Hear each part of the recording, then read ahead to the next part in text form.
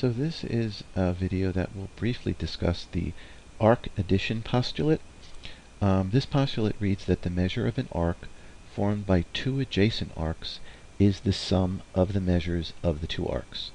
So that, for example, if you have an arc ABC, where B is a point between A and C, then the measure of the arc ABC is equal to the measure of arc AB plus the measure of arc BC.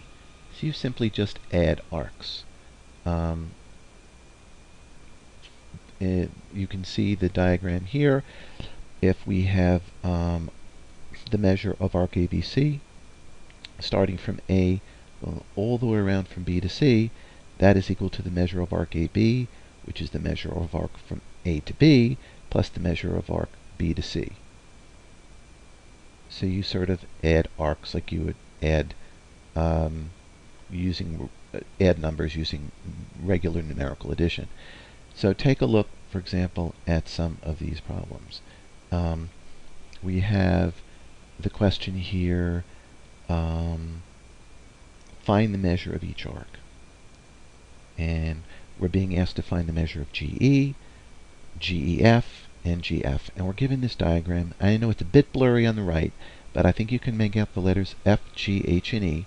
They are all points lying on the same circle, and we're given the measure of central angle GRH, which is 40 degrees, central angle HRE, which is 80 degrees, and central angle ERF, which is 110 degrees. We know that the measure of an arc is the same as the measure of the central angle that intersects that arc. So the measure of arc GH is the same as the central angle GRH, or 40 degrees. The measure of the arc HE similarly is 80 degrees, and the measure of the arc EF is 110 degrees.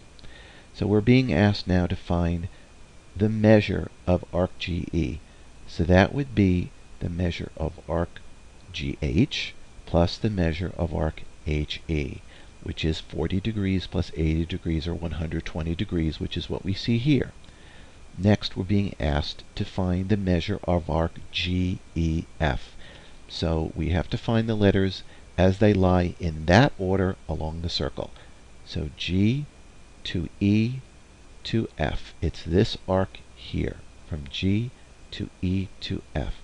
Well, in the last problem, we already found that arc GE was 120 degrees. And we're given that arc EF, the measure of arc EF, is 110 degrees. So therefore the measure of arc GEF is the measure of arc GE plus the measure of arc EF, which is 120 degrees plus 110 degrees, which is 230 degrees.